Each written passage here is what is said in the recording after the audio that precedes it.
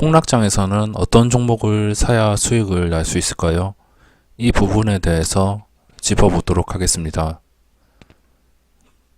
이전에 차트를 보시면 주기적으로 폭락장은 나옵니다.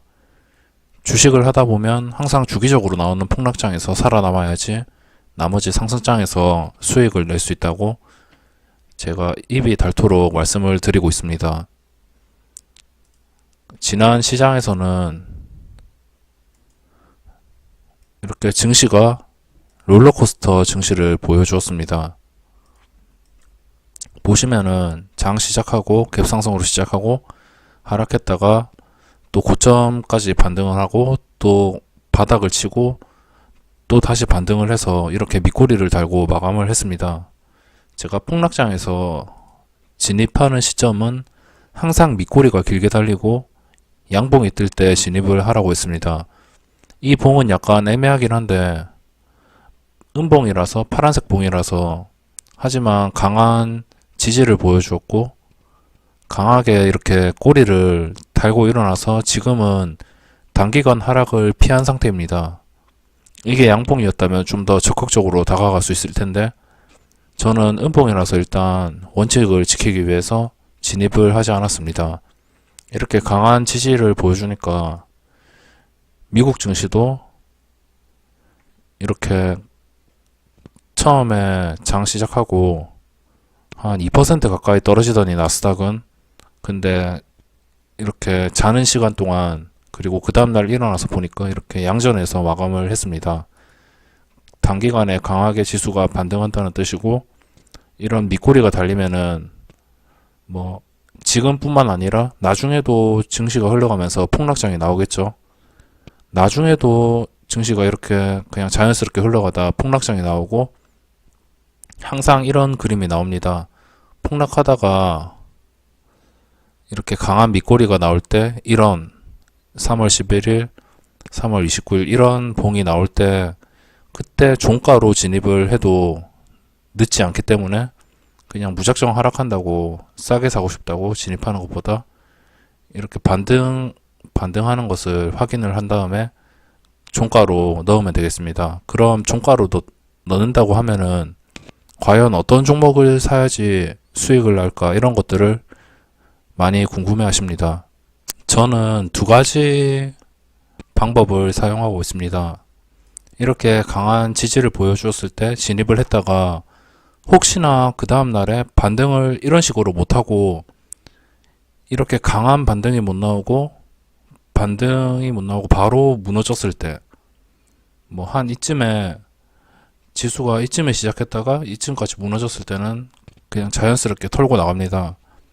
이게 지지를 주었으면 밑꼬리를 길게 지지를 주었으면 바로 점프를 해야 됩니다. 근데 자신의 매수가보다 못한 아니면은 이날 종가 지수를 못 지켜준 채로 시작을 한다면 생각보다 하락이 강하고 추가 하락이 나올 수 있기 때문에 그거는 잘 피해야 되고 이렇게 강한 밑꼬리를 올리고선 마감을 했을 때는 저는 일단 대형주 중에서 최근 수급이 괜찮은 종목을 진입하는 게 좋습니다.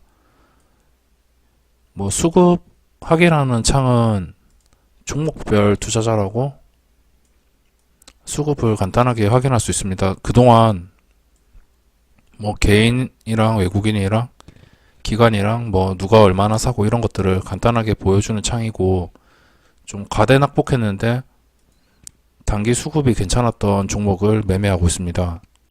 셀트리온 같은 경우에는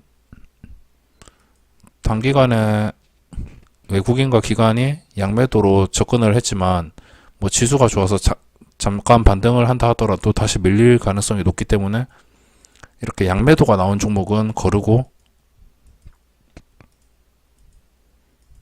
양매도가 나오지 않은 종목을 위주로 진입을 하고 있습니다.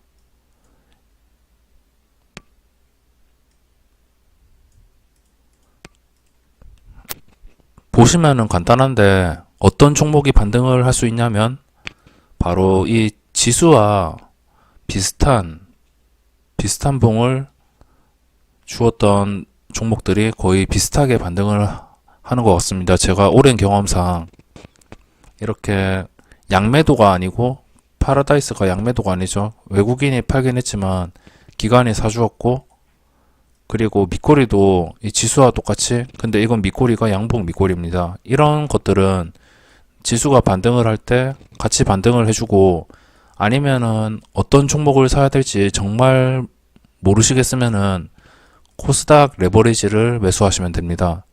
코스닥 레버리지가 이런 밑꼬리를 보고 진입을 한다면 상당히 적중률이 높기 때문에 그리고 이 ETF가 뭐 모르시는 분들을 위해서 나중에 영상으로 소개해 드리겠지만 ETF의 위험성은 이 코스닥 레버리지나 뭐 이런 것들을 하시면 크게 없기 때문에 그냥 지수랑 똑같이 움직이거든요.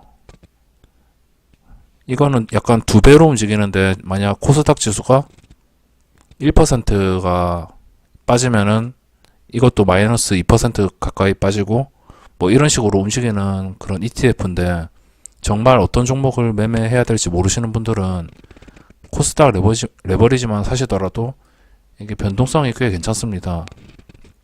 한번 반등할 때 시원하게 반등하기 때문에 반등할 때는 막 이렇게 4%, 6% 이렇게 반등하거든요. 이런 걸 종가에 넣어서 지수랑 좀 예측을 하시고 살 종목을 모르시겠으면 진입을 저런 레버리지로 생각을 해보시는 게 좋고 아니면 종목을 사실 거면 뭐 이렇게 지수와 비슷한 흐름에 뭐 수급이 그나마 양매도가 안 나온 종목 이런 종목들을 위주로 매수하시는 게 훨씬 유리합니다. 레버리지가 또 장점이 거래세를 안 물기 때문에 그냥 증권사 수수료만 물기 때문에 만약 자신이 쓰는 증권사가 뭐 몇 년 동안 수수료 무료면은 완전히 무료로 매수하는 거죠. 그렇기 때문에 그런 장점이 있고 이런 종목들을 또 매수하면은 좀 우리나라 세금이 말도 안 되게 비싸가지고 세계적으로도 순위로만 따지면 아마 2위일 거예요. 거의 세계 최고나 다름이 없고 0.3% 말이 안 되는 세금이죠. 그런 걸 피하려고 저도 요즘에 레버리지나 인버스나 이런 것들도 많이 접근하고 있습니다. 이런 것들은 양매도이긴 하지만 정말 강하게 지지를 보여주었기 때문에 저는 이 캔들을 정말 사랑합니다. 이 밑골이 길고 양봉으로 끝난 캔들을 너무 좋아하고 사랑하고 이런 게 뜨면은 거의 반등이 확실하기 때문에 저는 이런 봉이 뜨는 것을 좀 놓치지 않으려고 노력하고 있습니다. 스윙이나 뭐 오버나이트 할 때도 이런 봉을 많이 찾아다니고 저런 봉이 나오는 종목들이 확률상으로도 크게 반등할 가능성이 높기 때문에 저렇게 밑꼬리를 달고 반등하는 것을 좋아합니다. 굳이 떨어지는 칼날을 잡지 않아도 되거든요. 이런데 떨어진다고 잡지 않아도 되고 확실한 반등 지지가 나올 때 그리고 밑꼬리가 달릴 때 그때 진입해도 이때 진입해도 단기간에 수익을 주거든요. 그렇기 때문에 좀 느긋하게 보시고 진입을 하시거나 아니면 애초에 그냥 확실하게 생각하시는 분들은 황금선까지 반등할 때까지 기다렸다가 투자를 하시면 될 것 같습니다. 그리고 말을 덧붙이자면 이렇게 월봉상 이거는 제가 이쯤부터 계속 말씀드렸죠. 이쯤부터 이거는 월봉으로 봐야 되는데 월봉으로 20월봉 있잖아요. 이 황금선이 있는데 돈 벌어주는 구간이 20월봉 위에서 놀 때입니다. 이때 말하고 이때까지 20월봉을 회복하지 못했습니다. 장기적으로 투자 심리를 회복을 하지 못했고 작년 폭락이 너무 심해서 회복을 못했고 회복을 하려 하면은 악재가 터지고 좀 악재들이 해외적으로 너무 많고 지금도 사실상 많은 악재가 존재하기 때문에 어떻게 될지는 아무도 모릅니다. 그래서 나중에 장기적으로 볼 때 20월봉 위에서 지수 위에서 이렇게 논다면은 그냥 저는 자신 있게 이 황금선 위에서 논다면은 20월봉상 황금선 위에서 논다면 모든 돈을 쏟아 부어서라도 주식을 하라고 추천드리고 싶습니다. 이때가 가장 돈 벌기 적절한 시기이고 이때 아마 주식으로 단기간에 돈을 많이 버는 사람이 많이 속출할 겁니다. 이 밑에서는 그냥 단타로 벌거나 뭐 간단한 스윙으로 벌거나 이런 구간이지, 만약 이 황금선을 올라타고 이런 식의 신고가가 나올 수 있기 때문에 이 구간에 돈을 버는 사람들이 상당히 많거든요. 이런 구간들. 그렇기 때문에 여기서는 완전히 그냥 뭐 다른 투자처에 있는 돈까지 다 끌어모아가지고 그냥 주식을 하면은, 그때 만약 그 상황이 온다면 또 어떤 종목을 매수해야 될지 영상들을 꾸준히 올려드리겠지만, 이런 투자 타이밍이 온다면 그때는 진짜 돈을 많이 벌어야 되는 타이밍입니다.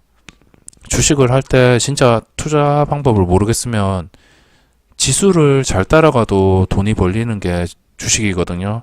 주식은 지수가 돈을 벌어주는 것이지 뭐 종목이 벌어주는 건 아닙니다. 종목도 지수가 밀리면은 결국에는 어떤 종목이라도 이런 시장에서는 버티지 못하기 때문에 지수가 돈을 준다고 생각하시면 되고, 뭐 앞서 말씀드렸다시피 이거 어떤 종목을 매수해야 될지는 이렇게 양매도가 안 나오고 지수랑 비슷한 밑꼬리가 이런 흐름이 나오는 종목을 매수해 주시는 게 상당히 유리합니다. 이런 코미팡 같은 종목들은 아마 반등을 할 거예요. 반등을 할 거고, 지수와 비슷하게 밑꼬리가 달리고 양매도가 아닌 종목들은 분명히 반등을 해줍니다.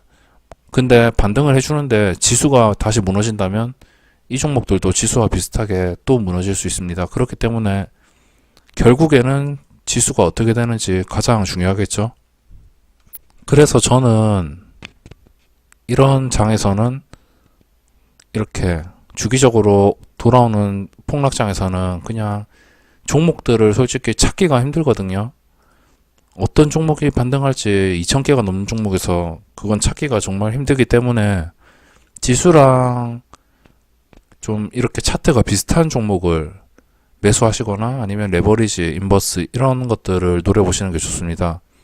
지수가 반등을 실패하고 다시 무너진다면 다시 인버스로 가고 레버리지로 가고, 이게 인버스 레버리지만 잘 활용을 하더라도, 이 차트를 보고 잘 활용하더라도 짭짤한 돈이 되기 때문에 참고하시고 하락장에서 잘 대응하시고, 앞서 말씀드렸다시피 아예 자신이 없으시거나 그냥 레버리지나 뭐 반등하는 종목도 사기 싫다, 그냥 확실할 때 넣겠다 이러면은 그냥 황금선까지 올라올 때까지 증시를 관망하시기 바랍니다. 그러면 여기서 지수가 꼭 반등을 해주면 좋겠고, 지금 상태를 봤을 때 코스피에 다시 제대로 된 상승은 거의 불가능할 것 같고, 그나마 증시에서 개인이 수익을 낼 수 있는 구간이 코스닥이기 때문에 코스닥 지수가 꼭 회복을 하기를 바라고 있습니다. 코스피는 이미 개판이고, 코스피가 오르려면 삼성전자가 4만원, 5만원을 뛰어넘고 6만원, 7만원 이렇게 가야 되는데 그날이 올지는 잘 모르겠습니다. 그렇기 때문에 코스닥에서 접근하시는 게 훨씬 유리하고, 지수가 꼭 반등해서 큰 돈을 벌어줄 기회를 제공해 줬으면 좋겠습니다. 그럼 영상 여기서 마감하도록 하겠습니다. 감사합니다.